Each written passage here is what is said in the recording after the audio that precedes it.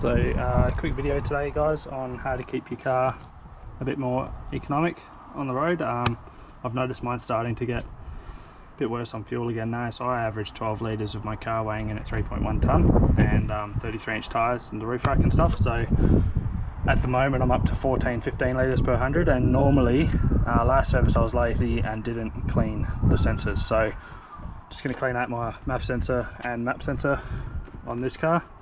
And pretty much this is something you should maintain on any vehicle really. So what I'll do is I'll show you how I do it, and then I'll put photos up for the V6 petrol and the 4.4 litre V8 petrol as to where the map sensor is located on that engine, so you guys know.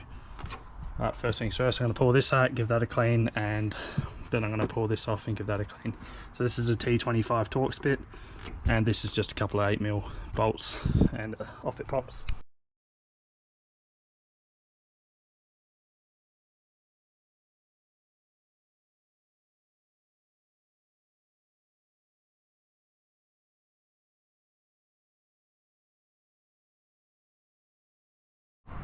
Alright, so that's this clean. So what you want to do is clean those two, ignore the juicy toe there.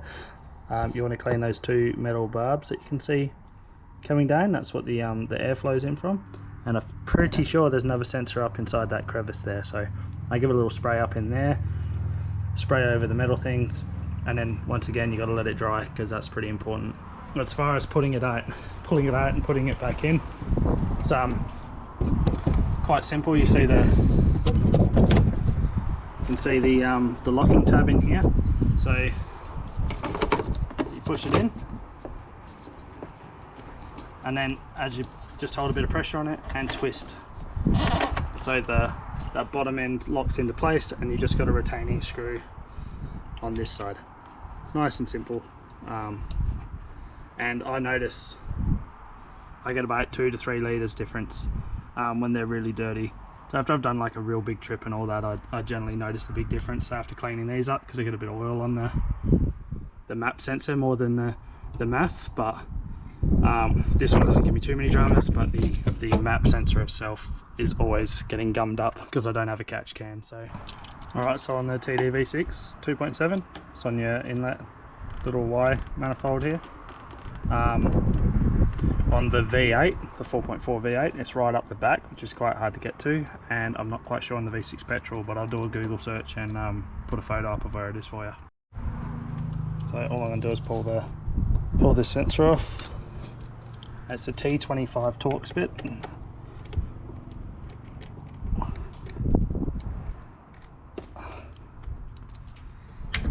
It's good practice to do this like at least every second service, and you'll see here, look at how gunked up that is. So my car's gone from averaging like 12 litres per 100, which I know isn't good for a lot of you diesel people, but for me it is. It's quite heavy and got big wheels on, and I'm averaging like 15 litres per 100 now, and I reckon this is probably the major cause.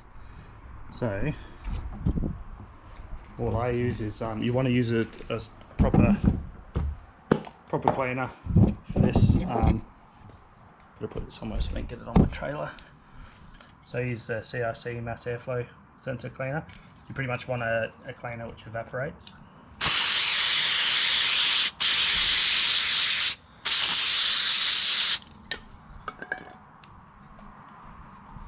Stinks real bad. I haven't done this in about 30,000 K. I forgot all about it, so definitely done myself a mischief.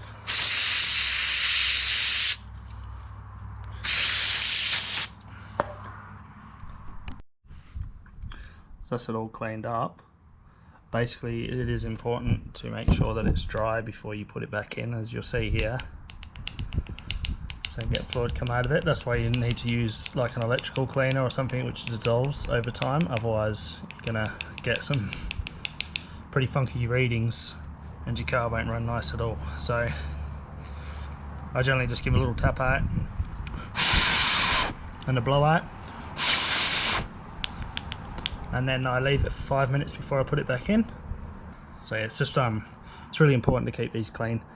as it's what measures your air coming into the engine, which will in conjunction give you fuel and stuff as well. So just yeah, make sure you keep on top of it. It's a simple little thing to clean, and you won't regret it. And another important one which gets overlooked a lot as well for you DIY service people is even if you're not changing your filter, still pull your filter out and give it a clean, because a lot of bugs and stuff get it sucked up in there. And that's 7 screws, and she pops straight out. So I'm going to check that now as well. My filter is actually pretty clean because I cleaned it before a trip that didn't happen because of COVID, but as you'll see inside of here, there's still, you just suck up a lot of stuff on the other side of the filter. So I get in there with the vacuum and actually vacuum it all out, just to keep on top of my air filter. It's real important. So those 3 things can I notice with me, they make a massive difference. And as I said earlier on in the video, about 3 litres per 100 is sort of what it impacts me with if I don't keep on top of it. So yeah.